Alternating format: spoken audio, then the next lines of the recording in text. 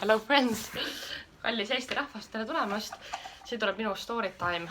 Tuleb siis story time sellest, kuidas meie lend Bulgaariasse edasi lükkus. Kuidas siis meil kõik algas? Minul on ju hommikul siis mingi 3-4 äratuseks ole, teen seal putru valmis särki, nagu riided selga, taksoga lennujaama.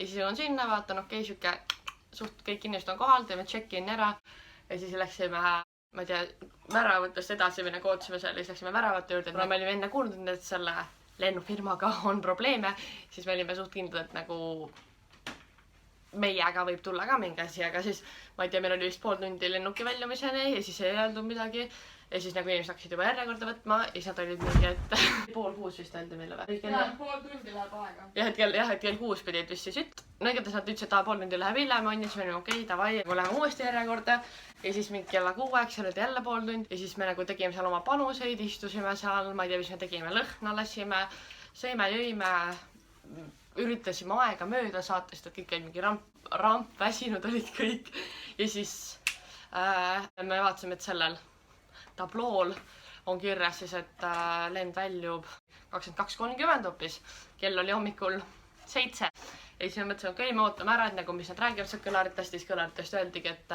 23:00 ehk siis pool tundi veel edasi lükkunud ja siis kõik inimesed läksid nagu sinna, mis toimus, et mis teeme ja siis alguses öeldi, et me ei saa vist üldse välja, kuna me olime seal piiri ületanud, mingi imelik see vahe oli seal ja siis õnneks meid lasti ikkagi nagu välja, nagu lennujaamast ei pidanud passima seal mingi 17 tundi ja siis nagu veab, et hetkel tuli Tallinnast väljas elamine kasuks, kuna me saime vautšerid, et tulla siia hotelli Radisson Blu Olümpia. Saime isegi lõunasöögi ja õhtusöögi vautšerid, ehk siis nagu õnneks kõhud tühjaks ei jää.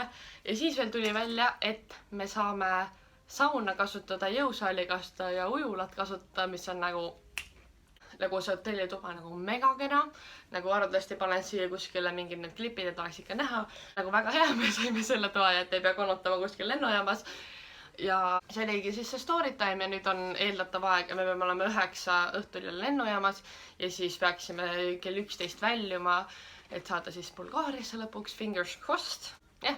Ma ei tea, eks ma siis annan teada, kas me saame või ei saa ja kui ei saa, siis tuleb uus story time. Nii et like, comment and subscribe. Bye! Oota, kurat, mu see lõpp oli siuke.